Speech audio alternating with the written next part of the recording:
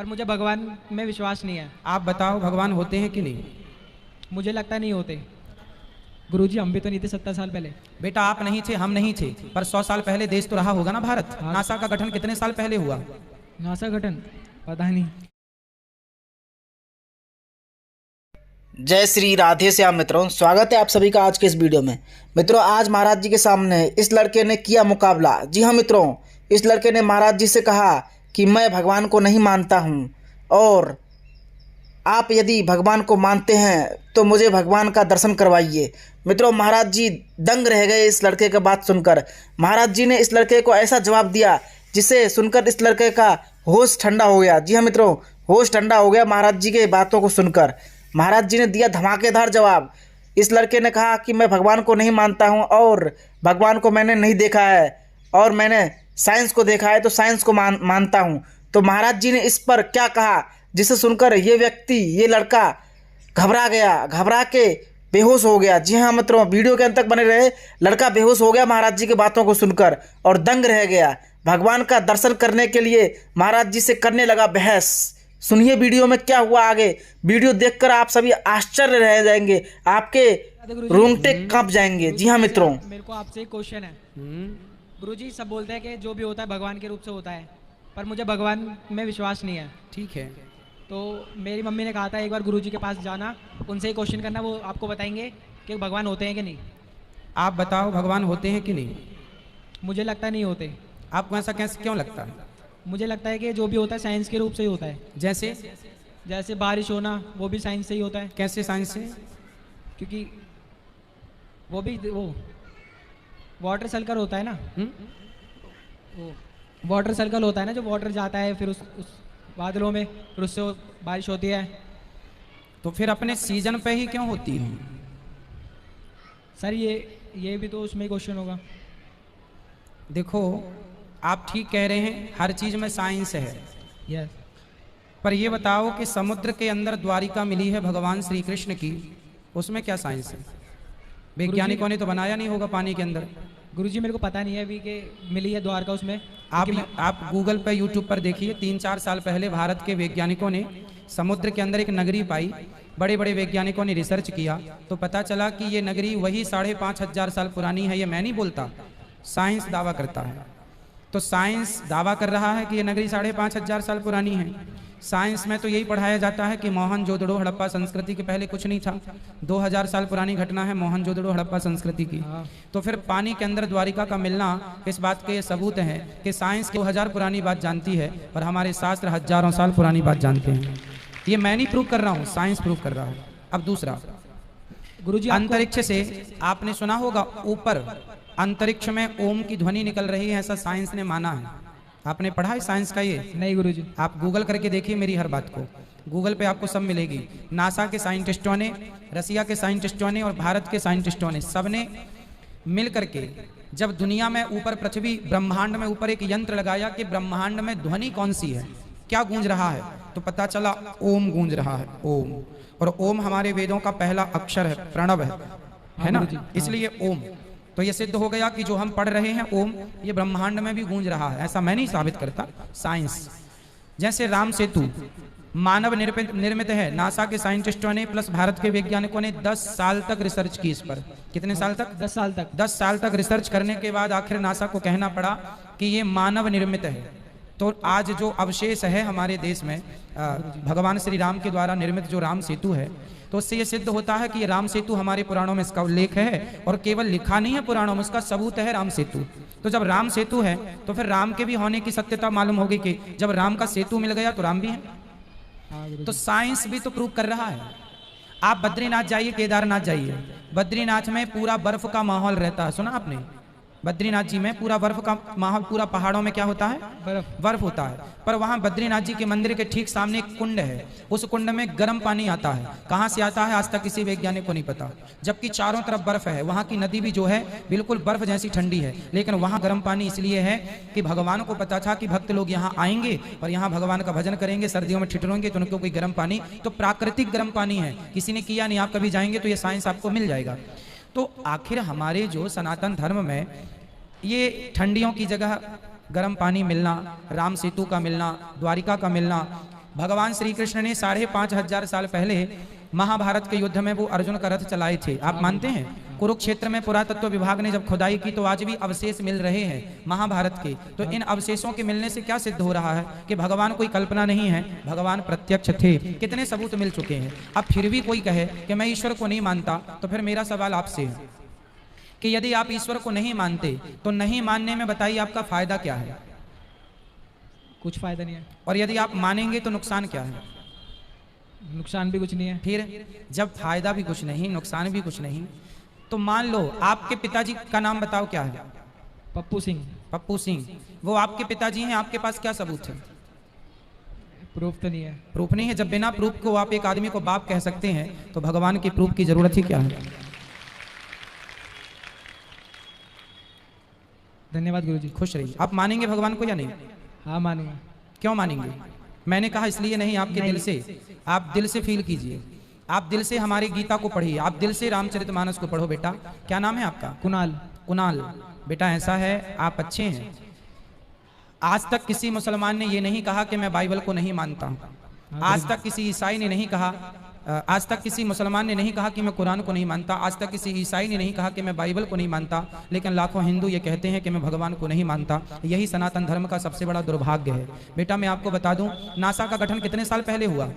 NASA गठन पता नहीं बेटा 1950 में नासा का गठन हुआ। 1950 से कुछ वर्ष पहले 1950 में सैटेलाइट छोड़ी जाने लगी। तो 10 साल पूर्व ले लो, 20 साल पूर्व ले लो। उसके पहले आप ये बताइए सूर्य ग्रहण कब पड़ता है? ये कौन बताता है? सूर्य ग्रहण किस तारीख को कितने बज के कितने मिनट पे पड़ेगा, कौन बताता है? नासा वाले। नासा तो 70 साल पहले था ही नहीं, 80 साल पहले था ही नहीं, चलो 100 साल लो, 100 साल पहले तो नासा था ही नहीं। फिर कौन बताता था? गुरुजी हम भी तो नहीं थे 70 साल पहले। बेटा आप नहीं थे, हम नहीं थे, पर 100 साल पहले देश तो रहा होगा ना भारत। हाँ गुरुजी। तब तो ग्रहण भी रहे होंगे कि नहीं? हाँ। फिर कौन बताता था? अब हम बताते हैं। हमारे भारत में पंचांग आपने सुना होगा, पंचांग कैलेंडर सुना है? हाँ। हमारे भारत में साल में 12 साल में एक बार कुंभ लगता है। कुंभ जानते हैं? नहीं गुरुजी। कुंभ नहीं जानते? नहीं। हरिद्वार में 12 साल में एक बार कुंभ लगता है। प्रयागराज में कुंभ का मेला भी लगा था। हाँ, कुंभ का मेला लगा था ना। तो ये कुंभ का मेला कब से लग रहा है आपको पता है? नहीं गुरुजी। हजारों साल से चला रहा, कोई आज से नहीं लग रहा बेटा, हजारों साल से। और 12 साल में किस तारीख को कब से कुंभ स्टार्ट होगा? हमारे भारत के ऋषि मुनियों ने पंचांग में 100 साल पहले 100 साल बाद किस तारीख को किस डेट पर चंद्र ग्रहण सूर्य ग्रहण कितने बज के कितने मिनट पे पड़ेगा, साइंस तो नासा को आज पता चला। हमारे ऋषि मुनियों ने पंचांगों के द्वारा यह गणना हमको हजारों साल पहले बता दी थी। तुलसीदास जी ने हनुमान चालीसा में पृथ्वी से सूर्य कितना दूर है बताओ? पृथ्वी से सूर्य? हाँ बहुत दूर है। 14 अरब किलोमीटर। कितना? 14 अरब। 14 अरब किलोमीटर दूर है पृथ्वी से सूर्य, वैज्ञानिक कहते हैं। और यही बात गोस्वामी तुलसीदास जी ने हनुमान चालीसा में लिख दी। युग युग सहस्त्र, युग सहस्त्र योजन पर भानु। अब आप योजन का और सहस्त्र युग का हिसाब निकालेंगे तो 14 अरब ही निकल के आएगा। युग सहस्त्र योजन पर भानु लीली होता ही मधुर फल जानू। तो साइंस बेटा जो कह रहा है हमारे ऋषि मुनियों ने लिख दिया। बताइए गुरुत्वाकर्षण का सिद्धांत किसने दिया? गुरुत्वाकर्षण का? हाँ न्यूटन ने। न्यूटन। किसने? न्यूटन। न्यूटन ने गुरुत्वाकर्षण का सिद्धांत कब दिया? पता नहीं। नहीं पता? लगभग 300 साल पहले। लेकिन आप आश्चर्य मानेंगे कि न्यूटन के पहले हजारों साल पहले हमारे महर्षि कणाद हुए हैं, उन्होंने गुरुत्वाकर्षण का सिद्धांत दिया है। महाभारत में आपने सुना होगा रावण के पास कुछ अमर सेना थी और भगवान श्री कृष्ण की जो सेना थी ना वो भी अमर थी, जो कौरवों के पक्ष में लड़ रही थी, जिसका नाम था नारायणी सेना। नारायणी सेना तो कभी मरेगी ही नहीं। फिर उसका क्या किया गया जानते हैं? उसको भीम भैया ने यहां से फेंक फेंक के कहां पहुंचाया? जो गुरुत्वाकर्षण का आज भी सैटेलाइट वहां भेजी जाती है जहां पृथ्वी का गुरुत्वाकर्षण समाप्त हो जाता है, तो वहां पर फेंका। तो पता था ना कि कितनी दूरी से गुरुत्वाकर्षण समाप्त हो रहा है। हाँ। तो महाभारत में रामायण में ये सारी चीजें का उल्लेख है।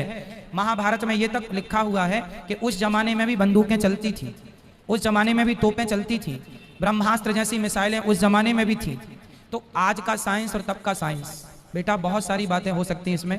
ईश्वर संदेह का विषय नहीं है बेटा, श्रद्धा का विषय है। जब मुसलमान को, जब क्रिश्चियन को अपने धर्म ग्रंथों पर श्रद्धा संदेह नहीं है तो हम हिंदुओं को भी नहीं होना चाहिए। ये आप सभी की जिम्मेदारी है, आप सभी युवाओं की जिम्मेदारी है। चलो आप कहते हैं कि मैं ईश्वर को नहीं मानता, आप कहते हैं मैं बाबाओं को नहीं मानता। चलो थोड़ी देर के लिए आप बोलो अनिरुद्धाचार्य जी मैं आपको नहीं मानता, बोलो एक बार। पर मैं आपको तो मानता हूँ। मानते हो? Thank you. पर देखो, अब कोई मेरे से कहे, कोई कहे कि मैं अनिरुद्धाचार्य को नहीं मानता, उनकी बातें नहीं मानता, तो ये बताओ कि अनिरुद्धाचार्य कहता क्या है? मैं क्या आपको शराब पिलाने की बातें करता हूँ? नहीं। क्या मैं बीड़ी पिलाने की, गांजा पिलाने की? उल्टे मैं हमेशा माँ बाप की सेवा करने की बातें करता हूँ। जबकि आप आज के युवाओं को देखो, आप कहते हैं ईश्वर को नहीं मानते, आप जैसे तमाम भाई लोग ईश्वर को ना मान करके वो शराब पी रहे हैं। क्या शराब पीना सही है? क्या गुटखा खाना सही है? नहीं। क्या पर नारी पर स्त्री पर दृष्टि डालना सही है? नहीं। तो आज के बच्चे ईश्वर को ना मान के जा कहाँ रहे हैं? चलो आप ईश्वर को नहीं मानते, यदि नहीं मानते और फिर सही रास्ते पे चल रहे हैं, सत्य बोल रहे हैं, माँ बाप की सेवा कर रहे हैं, अच्छे काम कर रहे हैं, तो मैं फोर्स नहीं करूंगा कि ईश्वर को मानो। अरे ईश्वर को मानना इसलिए कि हमें पॉजिटिव विचार प्राप्त हो, पॉजिटिविटी प्राप्त हो, इसलिए मानना चाहिए ईश्वर को। क्योंकि हमारे सारे पॉजिटिव विचार हमारे धर्म शास्त्रों में, गीता में लिखा है कर्मण्येवाधिकारस्ते। गीता कहती है तू अपना कर्म करता रह, सफलता मैं तुझे प्रदान करूंगा। कर्म कर, फल की कामना। तो गीता में क्या बुरा लिखा है? कुछ नहीं लिखा। फिर इसलिए बेटा गीता पढ़ना है, रामायण पढ़ना है, और ईश्वर नहीं है ये बात आप सिद्ध करके बता दीजिए, तो हम मानेंगे कि आप सही कह रहे हैं, और मैं आपको सिद्ध करके बताऊंगा कि ईश्वर है। साइंस के पास कोई जवाब नहीं है बेटा। मैं कुछ सवाल दाग दूंगा साइंस को, साइंस चुप हो जाएगा। आप बच्चे हैं, अभी वो बड़े सवाल मैं आपसे नहीं करूंगा, पर बहुत सारे सवाल मेरे पास हैं जो साइंस के पास नहीं है। कोई विज्ञान को जानने वाला यदि मेरे से आए और बात करे, मैं संतुष्ट कर सकता हूं उस व्यक्ति को, पर वो मुझे संतुष्ट नहीं कर सकता, क्योंकि मेरे पास ऐसे सवाल हैं कि जो साइंस के पास नहीं है। पर साइंस के ऐसे लाखों सवाल आप मेरे से पूछिए जिसका मैं उत्तर देता चला जाऊँ, एक भी सवाल में हिचकूंगा नहीं, क्योंकि साइंस पूरा हमारे शास्त्रों से निकला है। बताओ ज्ञान बड़ा कि विज्ञान? ज्ञान। क्या बड़ा है? ज्ञान।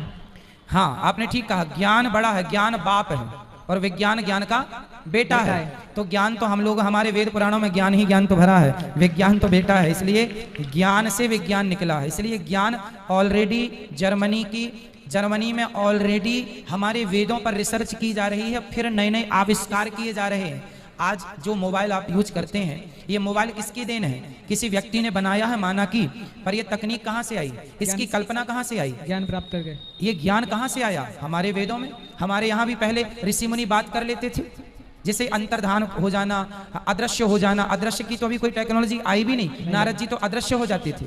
अभी तो बहुत सारी, शंकर जी ने गणेश जी के सिर में हाथी का सिर लगाया, क्या यह मेडिकल साइंस नहीं है? आज कोई वैज्ञानिक लगा के बताए? साइंस, हमारे वेद पुराण तो वहां तक पहुंचे हैं जहां तक साइंस को पहुंचने में अभी हजारों साल लग जाएगा। आदमी के सर पे, आदमी के धड़ पे हाथी का सिर लगाना, आदमी के धड़ पे बकरे का सिर लगाना, 2 सर्जरी की है शंकर जी ने, एक गणेश जी की, एक ससुर दक्षिण जी की। तो ये सब साइंस हमारे वेद पुराणों में ना भरा है।